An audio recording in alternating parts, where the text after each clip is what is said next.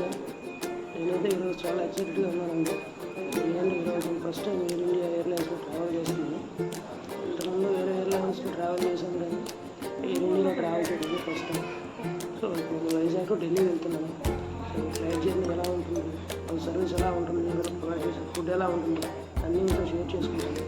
So like the video, subscribe to our channel.